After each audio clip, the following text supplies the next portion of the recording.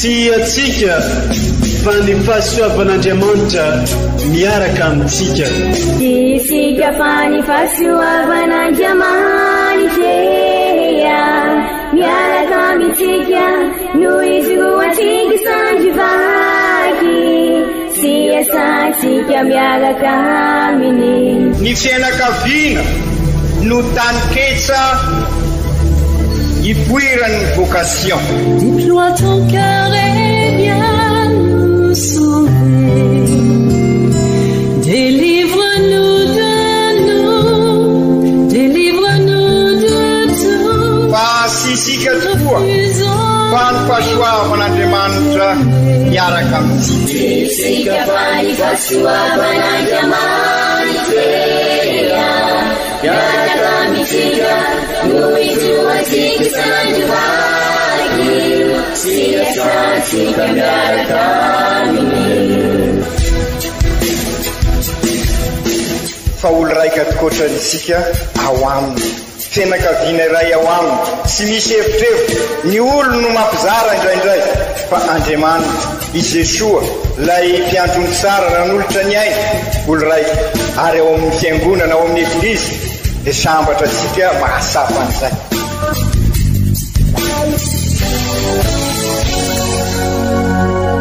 Olo araiky atsika atambatry ny fanahy masina kamiray olo araiky ao amin'ny Kristy. Fandaram-pampianarana iaranao amin'ny son excellence Monseigneur Benjamin Marc Caramarson eto amin'ny radio Fagnier.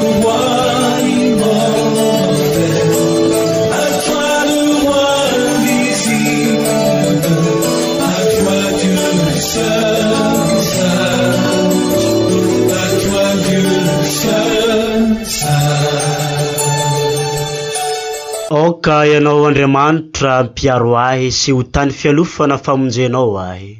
Fa ianao no vatolampy sy tany mimandako ary eo voninahitry ny agnaranao de tario lalagnaho sy fahano. Nalaigny avy ao amin'ny Salamo faha 30.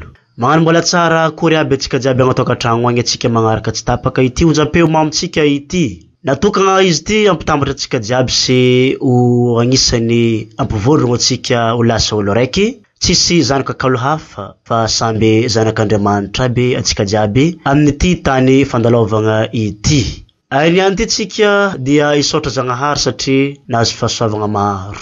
Eglizy niany ty manolotra loha-hevitra lehibe amintsika sitrana ny boka amin'izao alahady fahenigny tsotra mandavantaona bi izao. Magnolagna zay raha jiaby zay isoranay zay magnaraka tsy tapaka manjoy atrany tsy tapaka ity onjam-peo mamitsika ity. Manasana ampanajana ary mbola agnaraka izagny hatramin'ny farany isanandro sanandro.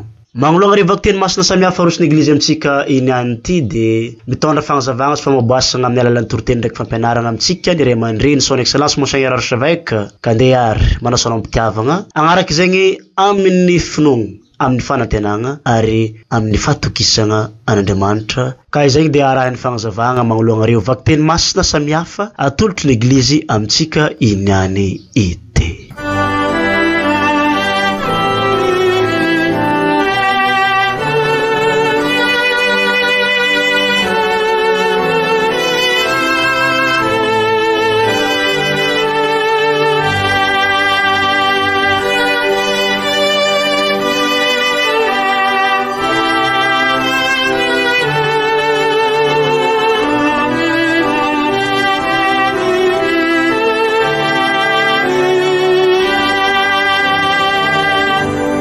Fankalazagna antenin'Andriamanitra.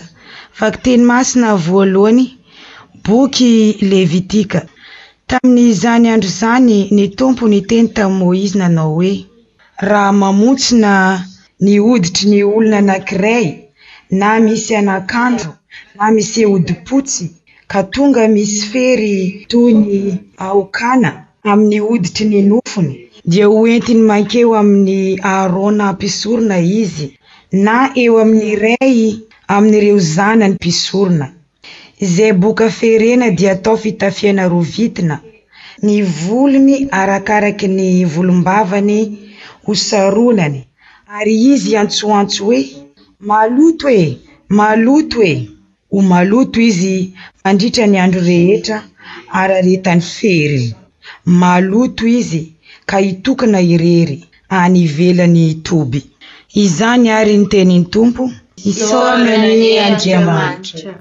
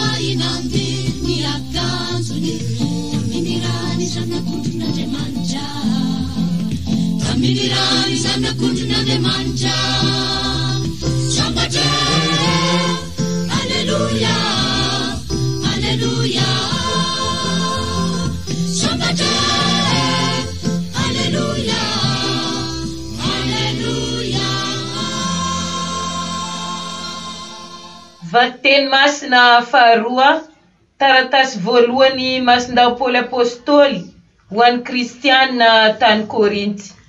Ry kristianina havana, na mihinana ianareo, na misotro, na inona ataonareo, dia ataovy ho voninahitr'Andriamanitra izany rehetra izany. aza manao zay anafintoy na ny jody na ny gentily na ny eglizin'Andriamanitra fa toy ny nataoko dia manao zay ahafaly ny olona rehetra amin'ny zavatra rehetra aho ka tsy tady ny ho an'ny tenako fa ny ho an'ny be sy ny maro mba ho voavonjy izy rehetra makatahaka ahy toy ny akapitahaka any Kristy.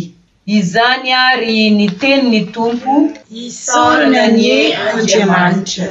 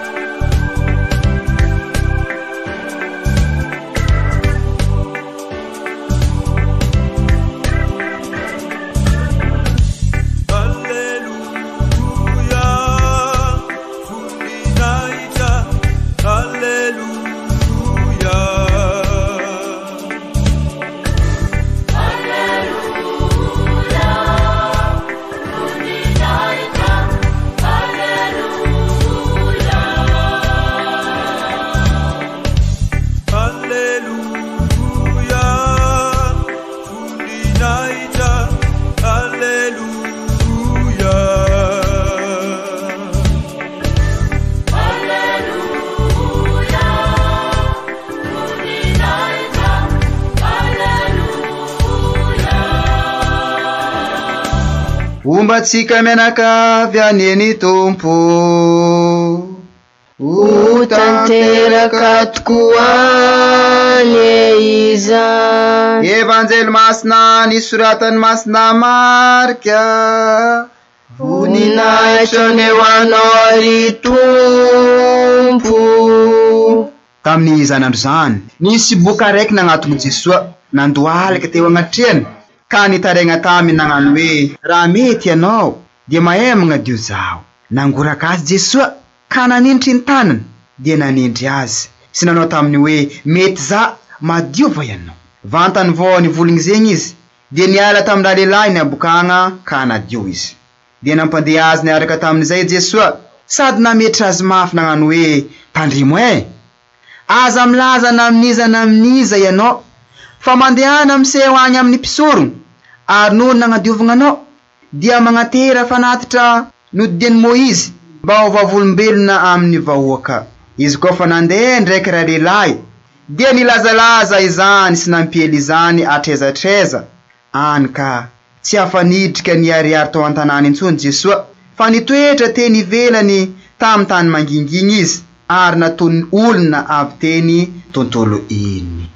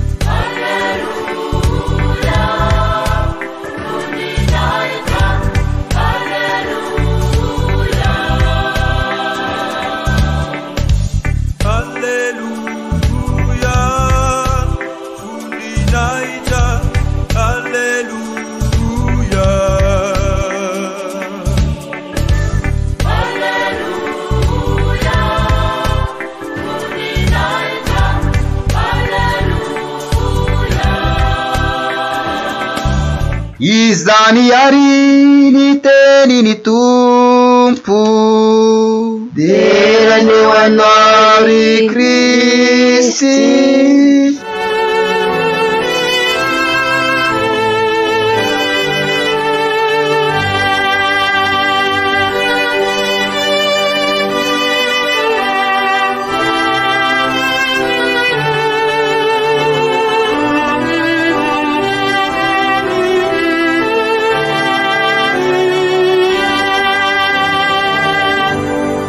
Ry kristianina havana matetika averimberisika tokoa ny hoe tsy misy sendrasendra, tsy misy tonga ho azy ao amin'ny Andriamanitra, fa asehony amintsika ny fitiavany ka anjarasika no manana masom-pinoana, sofim-pinoana andray hijara ary ampily ny vaovao mahafaly ny evanjely ambarany amintsika dia ny fitiavany. Androany tokoa ry kristianina ava malala ao anatin'izao taonany vavaka izao, fiomanana amin'ny taona zobily ny fanantenana amin'ny taona 2025 no miaraka mankalaza ny androny marary isika, ary izao 11 février izao no androny marary, nefa izao ihany koa no alahady fahenina mandavataona. Ny 11 février no natokan'ny Papa Masinday Joany Paul faharoa 430 taona lasa izay ho androny marary. Maninona moa ny safidiny 11 février ankalazana ny Masiny Maria azaina ao Lourdes, Notre-Dame de Lourdes isika. Efa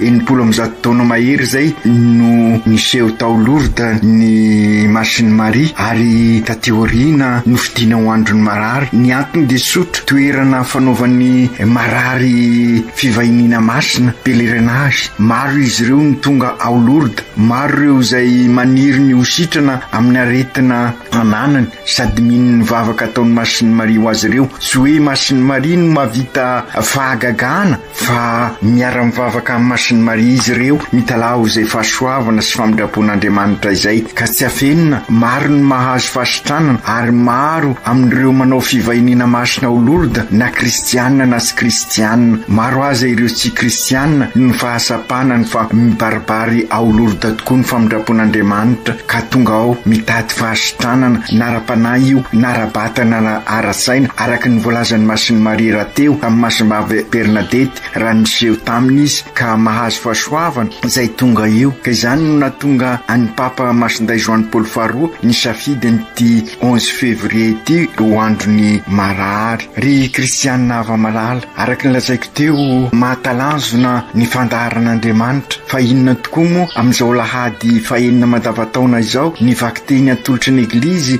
dia mikasika an'izay aretina izay, mifanozo amin'izay zao fankalazana izao, ka mampitodika antsika amin'ny Jesoa, i Jesoa izay manasitrana sy manadio ny fiainantsika ary manohy ny fitoriana ny evanjely eo anivontsika Andriamanitra, ary sapan'ireo izay manao fivahinana masina any Lourdes izany. Fanampin'izany dia azo lazaina ihany koa fa miaretikoditra apokana izay lazainy evanjely androany dia mahavesatra tokoa, satria hita ety ivelany ary araky ny fantatrasika dia voailikilika ireo izay ao anatin'izany aretina izany. Ka raha jerena koa nefa ny zava-misy iainantsika dia apokana izay manilikilika sika ihany koa, ary arety mandoza. Indray azy ity no mananotanina tato ato, dia sinona fa ny kolera, eo ihany koa ireo ny arety maso, ary eo ihany koa ny aretina ara-piarahamonina, ara-pifandraisana. Raha fitinina izany rehetra izany dia marary ny fiainantsika. Potika vokatra izao krizy izao ny mahaolona azy,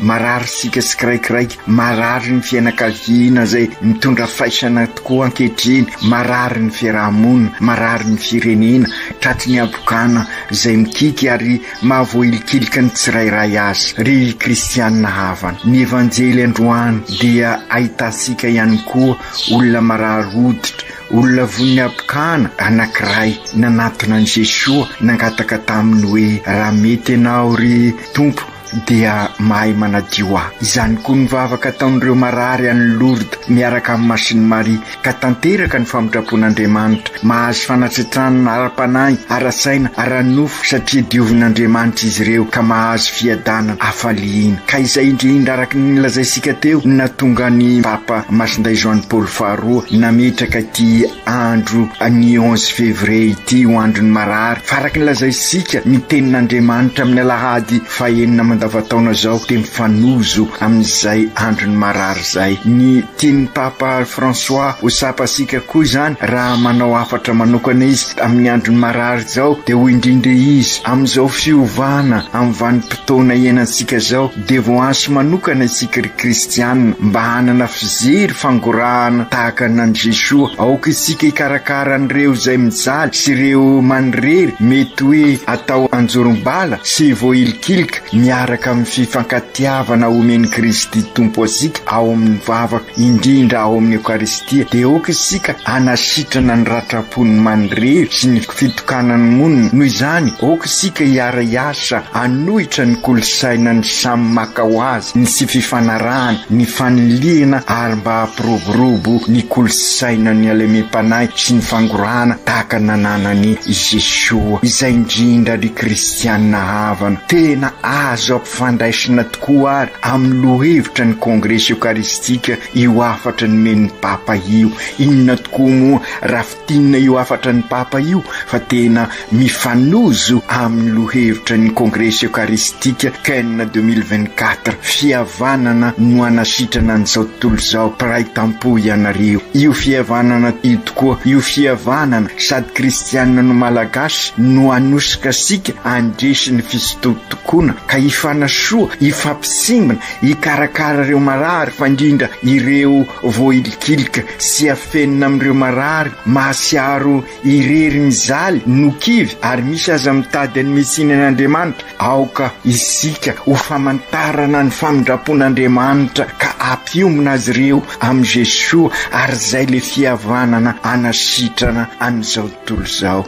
Ry kristianina ava malala aoka ary sy amin'izao androny marary zao ihany zao 11 février zao ihany no anatona ireo marary sika ka ny metana mamonjy fa mandritra ny any tokom-piainantsika tahaka ny voalaza ao amin'ny evanjely ny dioviny Jesosy ilay marary hoditra ka nahazo fahasoavana. Dioviny Jesosy koa ny fiainantsika raha manao tahaka n'ilay marary hoditra itsika manantona azy mitalao afaka manadio ahy. Ka izay indrindra ry kristianina havana ararotsika izao fiomanantsika amin'ny kongresy eukaristika izao irososika lalindalina koa ka natonasika ny Jesosy andresasika ny fahasoavana avy aminy. Eo anivosika tokoa Jesosy raha mitoetra ao amintsika zany hoe mivelona ny mahazanak'Andriamanitra sika arakaraka ny fiombonantsika amin'ny masiny Maria no iombonantsika amin'ny Jesosy zanany satria taritiny masiny Maria ho any amin'ny Jesosy isika tahaka ny nataony tao amin'ny kanaka nilazany an'ireo mpianatra hoe ataovy zay rehetra lazainy aminareo. Tiany Jesosy isika anazany reniny ary i masiny Maria araky ny lazaisika teo milaza amintsika mandrakariva ataovy zay rehetra lazainy aminareo. Miezaka mameno ireo saotarisika sy ny henina maniraka antsika koa ho tahaka ny masiny Maria nandeha tamin'ny Elizabeta nitondra an' Jesosy. Ka izao fiomanantsika amin'ny kongresy eukaristika zao no ka anaovasika ezaka tokoa ameno ireo sajoaso tao fa mbola tadiditsika zay ary ahatonga sika ho tabernakla velona tahaka ny masiny Maria ikarakara ireo marary zany hoe ireo zay sy ao anatin'ny fahasalamana na ara-panahy na ara-batana ka hitondra ny Jesosy amin'izy ireo ary anafaka an'izy ireo anadio azy ireo ane Jesosy. Tsy ho teretsika ao am-posika fosiny Jesosy fa indrindra isika rehefa mandray communion fa hitondra ny Jesosy eo anivon'ireo marary ary zany no ambarany pretra rehefa mamarana ny Eukaristia hoe hitantana ny diantsika ny Kristy. Kaokary isika ry kristianina havana hoe ove missionnaire vita batemy iraina ho tabernakla velona tokoa nolazaisika fa tena mila départ vaovao sika Pentecôte vaovao vokatry ny fivampenitra mahery vaika changement radical de comportement isika ka ametraka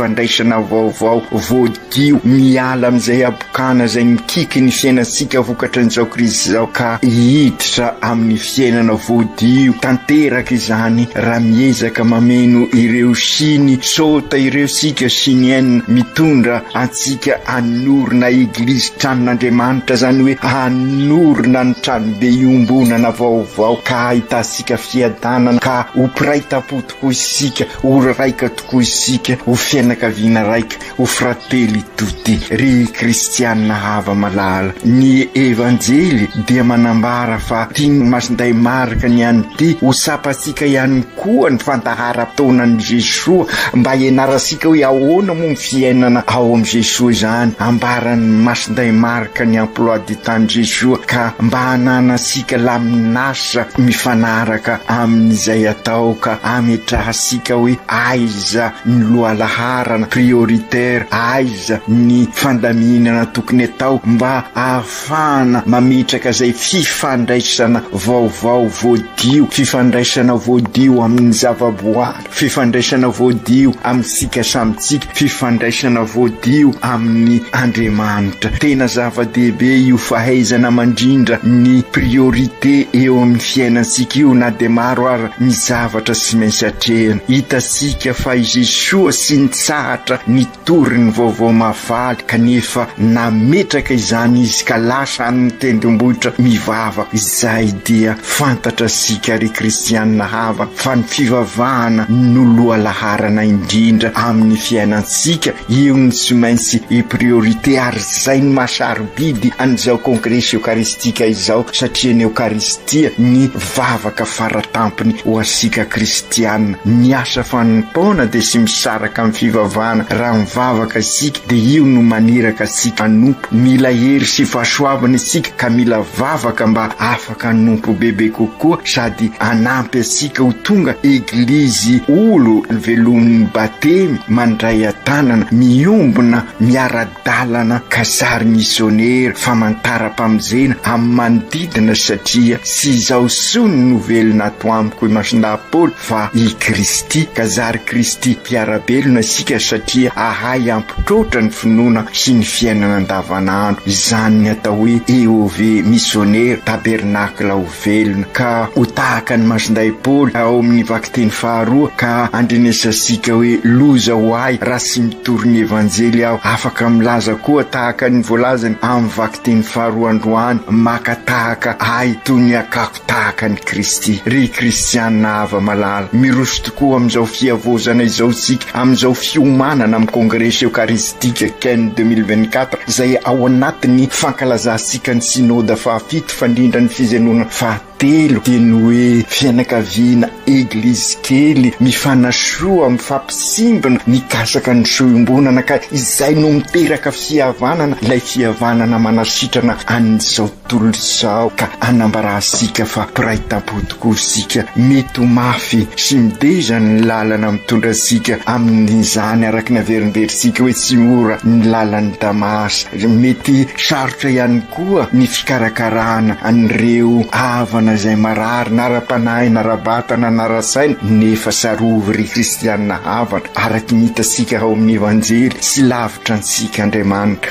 miara-dalana amintsika izy ka mahatoky isika fa hositranina ary indrindra izy mandrakariva no manana ny teny farany ka sy maintsy areniny izao rehetra izao engany Masiny Maria sy masinday Joseph ray mpiaro ny eglizy eran-tany ivavaka ao ny marary rehetra izany anampy ny olona marary rehetra ka ampiombona ny fahoriana izy ireo amin'ny Kristy ka ho zary famonjena ho an'ny be sy ny maro Masiny Maria sy masinday Joseph anareo any ankahery zay mpikarakara ny marary ny mpisabo ny fianakaviana zay azo lazaina tena mitondra faisana araky ny ambara teo victime vokatry nyzao krizy zao ahazo ny sodran'Andriamanitra ny isika ziaby ka voadio hiala amin'izay vesatra rehetrarehetra mety misakana sika amin'ity lalany Damasy ty na de miteza sy mavesatra azy matoky an'Andriamanitra mandrakariva isika aoko tanteraka zany amin'ny anaran'ny Ray sy ny Zanaka sy ny Fanahy Masina amen.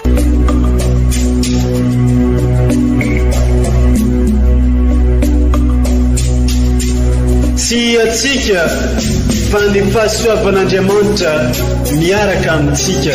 Isika fa ny fahasoavan'Andriamanitra miaraka amintsika noho izy roatsika sandrivaky sy asantsika miaraka aminy. Ny fianakaviana no taniketsa ipoiran'ny vocation. Déploie ton cœur et viens nous sauver. Délivre-nous de nous, délivre-nous de tout. Fa sisika tokoa fa ny fahasoavan'Andriamanitra miaraka amintsika. Isika fa ny fahasoavan'Andriamanitra miaraka amintsika noho izy roatsika sandrivaky sy asantsika miaraka aminy.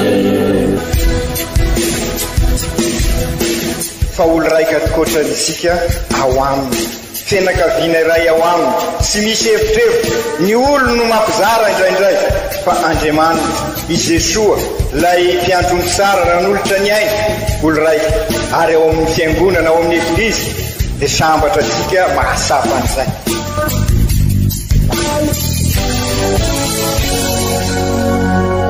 Olo araiky atsika atambatry ny fanahy masina kamiray, olo araiky ao amin'ny Kristy. Fandaram-pampianarana iarahanao amin'ny son excellence Monseigneur Benjamin Marc Caramarson eto amin'ny radio Fania.